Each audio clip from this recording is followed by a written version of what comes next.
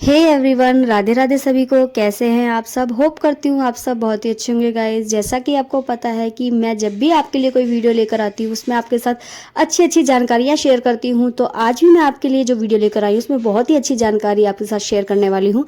तो आज की जो वीडियो है वो है अक्षय तृतीया के ऊपर। तो उससे संबंधित मैं आपको आज सारी जानकारियाँ दूंगी, तो प्लीज़ वीडियो को लास्ट तक जरूर देखें और सुने।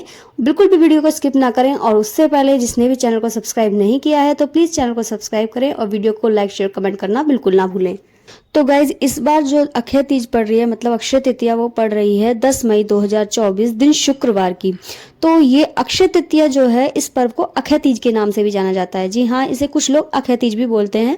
और ये दिन परशुराम जयंती के रूप में भी मनाया जाता है। और इस पर्व में हिंदू और जैन धर्म दोनों ही भक्तों के लिए विशेष होता है, इसलिए इसे दोनों ही धर्म के लोग मनाते हैं। और धार्मिक मान्यताओं के अनुसार अक्षय तृतीया तिथि पर त्रेता और सतयुग का प्रारंभ हुआ था, इसलिए इसे कृत युगादि तृतीया भी कहते हैं।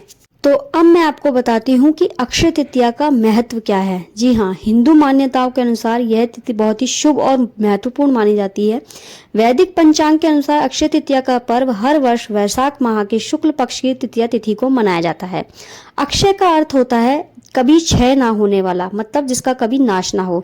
इस तिथि को अबूझ मुहूर्त माना गया है, यानी कि इस तिथि पर कोई भी शुभ कार्य और मांगलिक कार्य करने के लिए मुहूर्त का विचार नहीं करना पड़ता। मतलब आप कोई भी शुभ कार्य इस तिथि पर कर सकते हैं।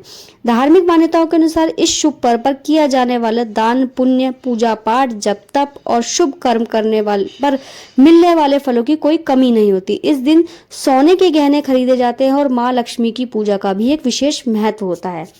तो अब मैं आपको अक्षय तृतीया की पूजा का शुभ मुहूर्त बताने वाली हूँ कि अक्षय तृतीया की पूजा का शुभ मुहूर्त क्या है।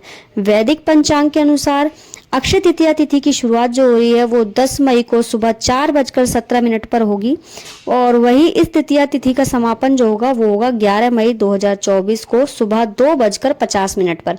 उदय तिथि के आधार पर 10 मई को अक्षय तृतीया का पर्व मनाया जाएगा।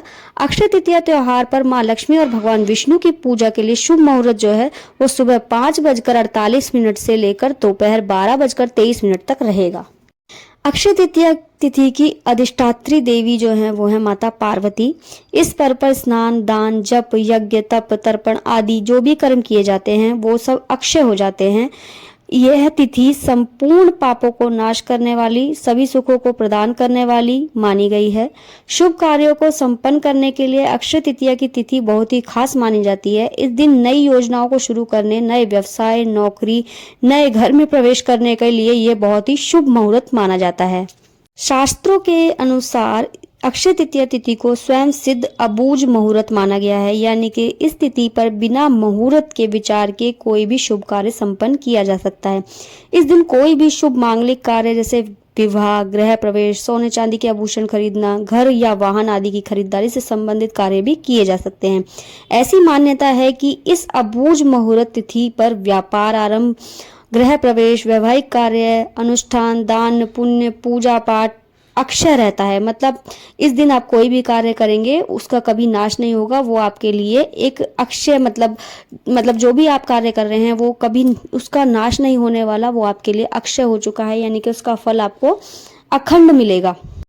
तो अक्षय तृतीया व्रत और संपूर्ण पूजा विधि की मैं अब आपको जानकारी देने वाली हूँ कि अक्षय तृतीया में बहुत से लोग व्रत भी रखते हैं।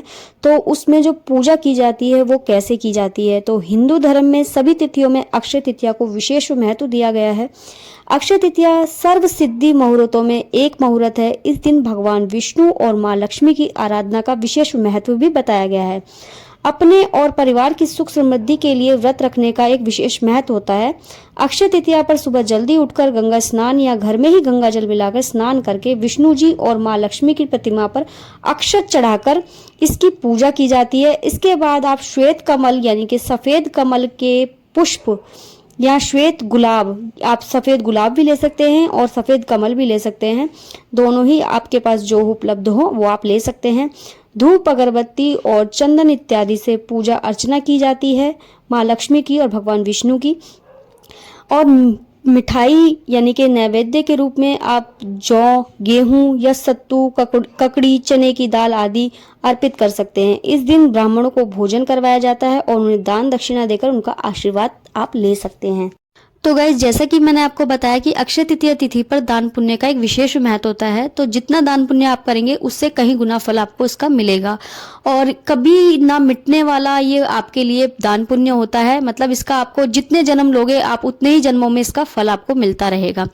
तो गाइज इसमें सोने का भी दान किया जाता है। बहुत से लोग सोने का भी दान करते हैं, लेकिन सोने की महंगाई हो जाने के कारण, मतलब सोना इतना महंगा हो चुका है कि कोई सोच भी नहीं सकता दान करने का।